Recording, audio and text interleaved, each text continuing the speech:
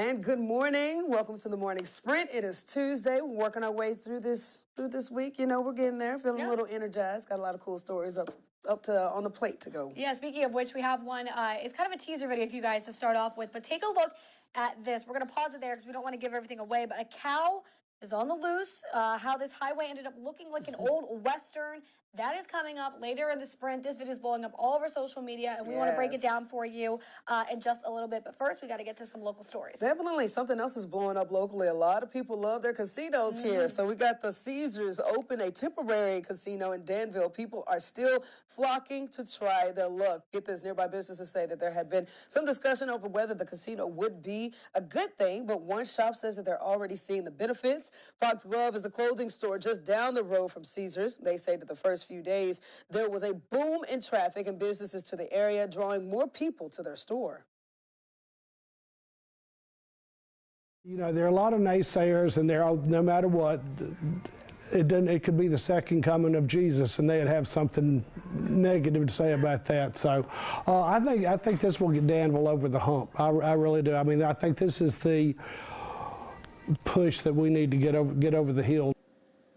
Now, Caesars is still working on building a permanent casino for the future. Again, this is like a really cool deal, and I'm excited to see the ending product. I know you were there for the temporary casino. Yeah, so right now it's just the temporary, but if you guys or anyone have been out to the casino yet, or maybe you're making plans to go down to Danville and place your bets, let us know in the comments section below and what you think of this. The temporary one, again, opening just a week ago, and then the permanent one is set to open in 2024. It will look completely different, and the funny thing that I think right now is the temporary casino, where that is going to be knocked down and just be a parking garage. Oh, really? So, yeah, so it's going to be a parking garage when the permanent one is built. But yeah, I know a lot of people happy about this. Other people maybe not so much. So let us know your thoughts in the comment section below, and we'll get that to Jasmine later on. So you got another cool story coming up. This is also a really unique one right here. So this $2 million grant is providing unique solution for getting life-saving medication in rural communities in Virginia. Take a look at this video. Riverside Shore Memorial Hospital is among the first to test drone deliveries. So pharmacy staff say since they're on a remote island along the eastern shore, packages can be delayed for days. Well, this new technology can make a difference. If we can put the health back in healthcare, try to get, our patients taking things on time the way they're supposed to. If there's a way to make that happen, then we should do all that we can do.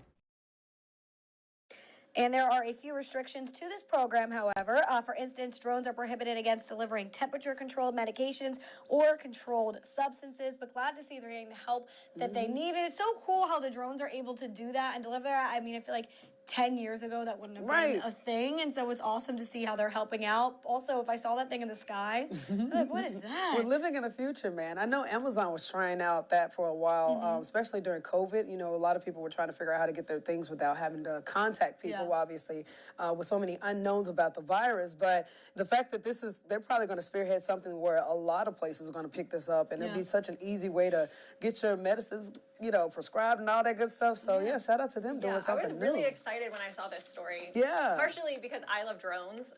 I fly drones on my own, and it's really fun. And I know Brittany's photographer, Noah, is also drone certified, so he flies a lot of drones.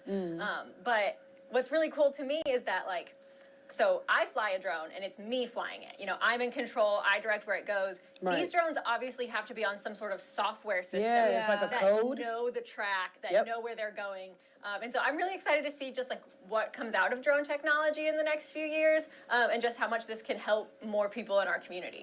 Definitely. And safely deliver that stuff, especially areas that might have been hard hit by hurricane, tornado, whatever, can't get to them. You can get the drone to them and get them the supplies they need. So cool to see what's going to be happening there. But I know a big thing on everyone's mind this week, Memorial Day.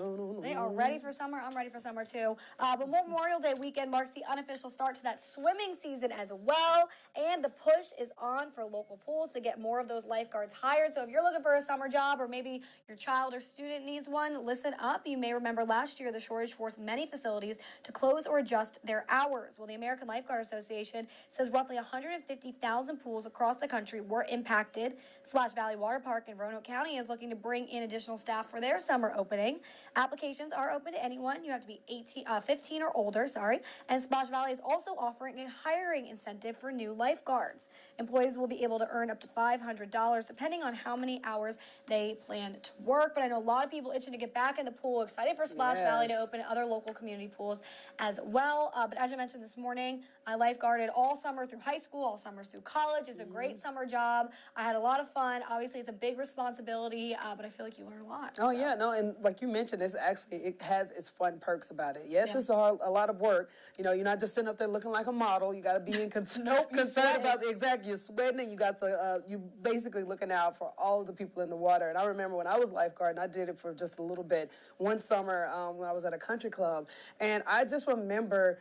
It's just a weird feeling coming over you as a lifeguard because you're so, you're just nervous. You're like, please don't nobody mess up today. Don't make me get out there and have to save you. Everybody just please play appropriately. And obviously you have like a lot of little teen kids. You got to tell them to stop running and stuff. So yeah, if you guys are interested in lifeguarding or is this something that you have a kid that you want to try to get them involved with, go ahead and drop that in the comments so we can chit-chat about it and figure out, how you guys get those applications going. Or what your summer job was growing up when you were younger. Let us know. I'm curious exactly. to see what people did. So speaking of swimming, man, let's get to meteorologist Chris Michaels. He said that today probably won't be the best day to go swimming, but I'm still, I think you could go chill out by the pool or whatever. Yeah, exactly. So let's get to him and figure out what that forecast is looking like. Hey there, guys. Happy Tuesday to you. Much of the next few days is going to be cool mornings, mild afternoons, a mix of clouds and sunshine. Then the weekend comes along and we'll track this storm system near the coast. It's going to wobble back and forth a little bit, so it's going to be tough to nail down the rain right now, but rain is looking likely at times Saturday and Sunday. We'll continue to keep you posted, and I'll see you guys tomorrow morning on The Spring.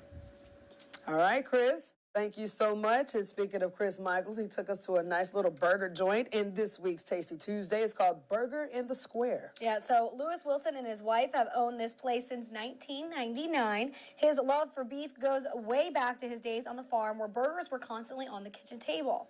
Well, Lewis works on his iconic burger he calls the Dreamer. It has mayonnaise, provolone,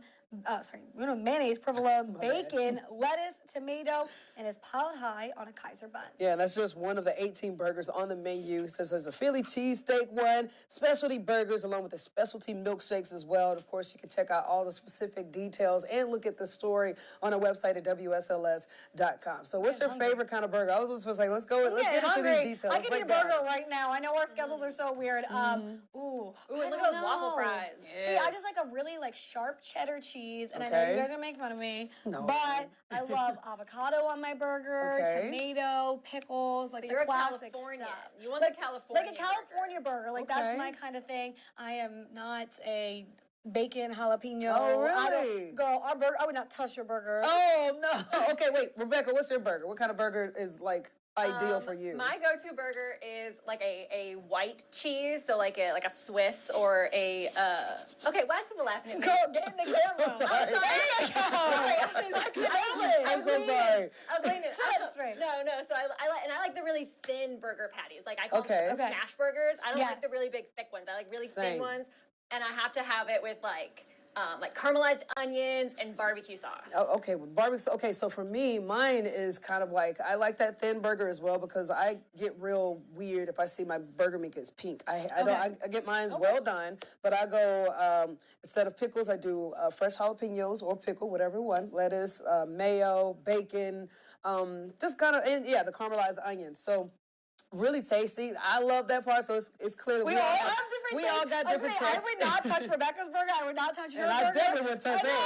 That's so funny. What's your favorite? I want to see what your favorite ingredients for your burgers are because, I mean, you can't go wrong with a burger. If it's yours, it's yours. And I want everyone to hop in the comments and tell Jasmine how wrong she is for getting a burger well done. Oh my gosh. So I wasn't going to say anything. Wait. Are y'all medium like? No, you're never supposed to get well done. That's like the worst way to order. Really? Yes. Ugh. Well, so what else do y'all do? That's like your, I mean, I know you love hockey. That's like eating a hockey puck. No. Well, it depends on who's making the burger because I don't know what kind of burgers y'all have that's well done.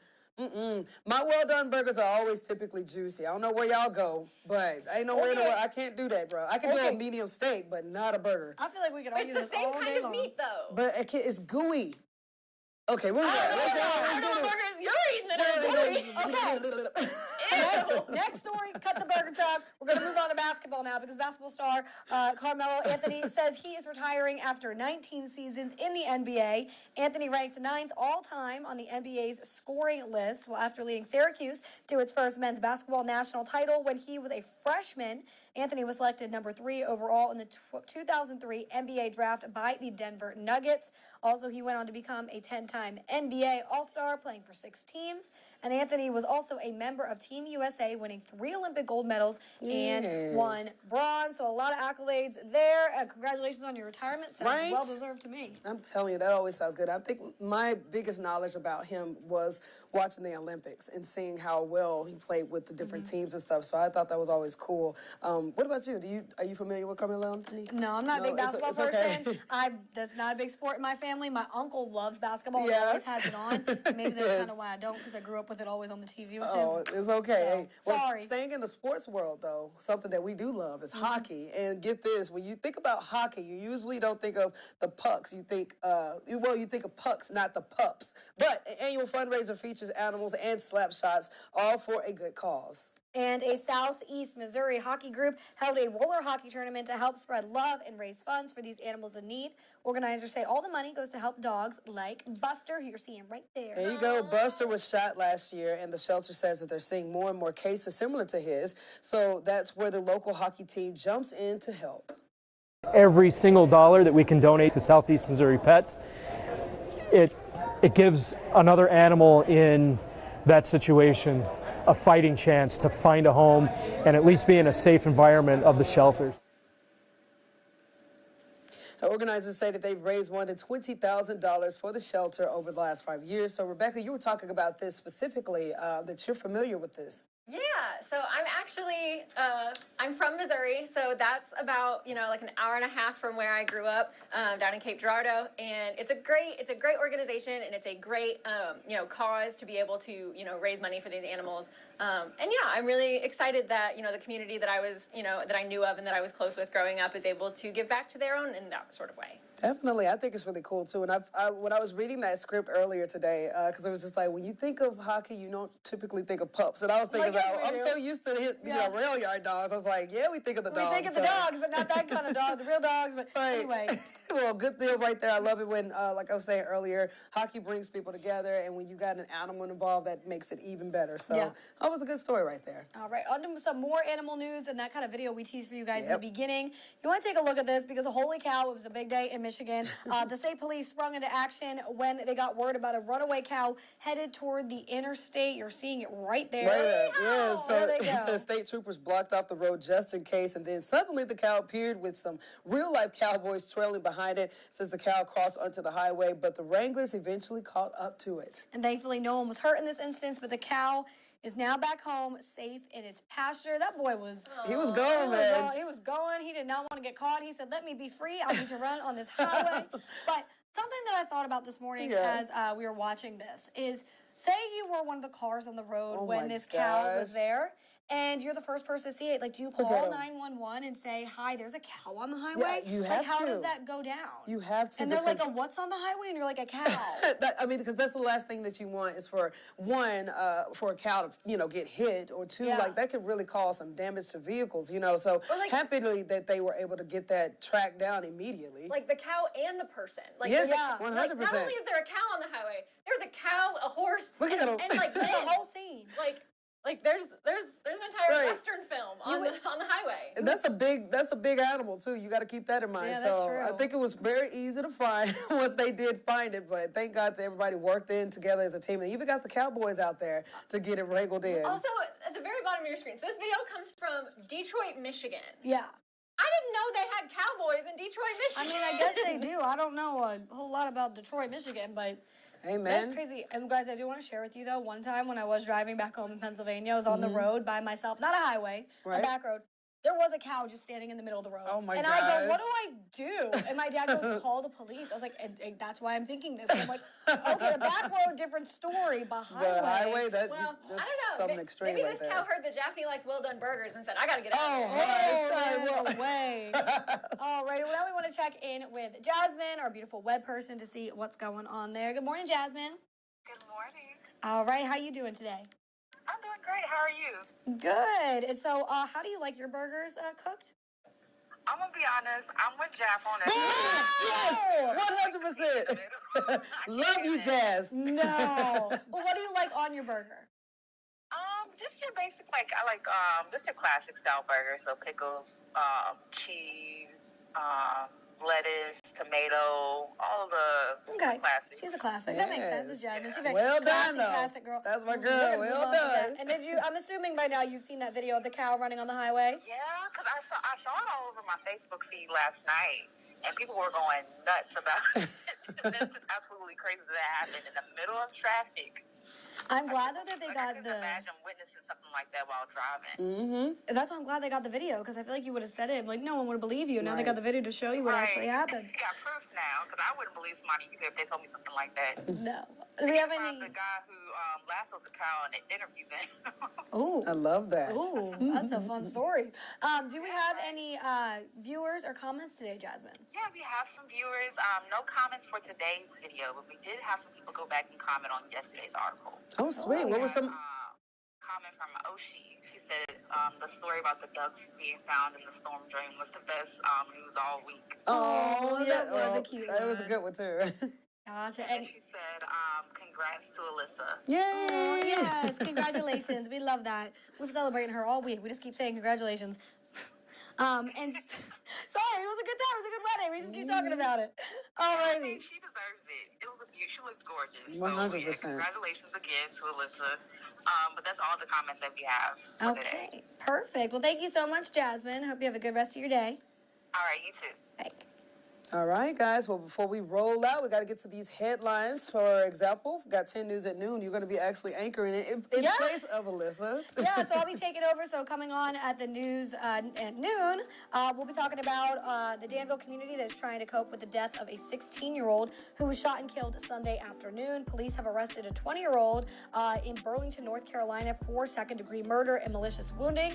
The police responded to the call at the Purdom Wood apartment complex, and when they arrived, they found the teen as well as a 19-year-old with non-life-threatening injuries. All the details on how the community is coping coming up later. Plus, a new partnership with Roanoke Catholic will allow students to explore a career in aviation before even graduating high school. Starflight Training, based in Roanoke, will begin offering students career and technical education courses in the aviation field, so you figure out all the details that all that entails. It's a lot of fun for them. And the Virginia Wildlife Center is warning people about venomous snakes in our area. The center says there are 30 types of snakes in Virginia, and it's important to know which ones are poisonous. This can be tricky, though, due to common misinformation, so we'll help you decipher all that coming up later in our show. All right, guys. Well, if you guys got anything else? Nope. No? I'm good. You good, Rebecca? I was not prepared to see that snake video. No. That's She Rebecca. didn't like the snakes. All right, well, with that, y'all, we about to roll out. Thanks so much for joining us on this Tuesday's edition of The Morning Sprint. We'll be back here again tomorrow morning at 8 a.m. at WSLS.com.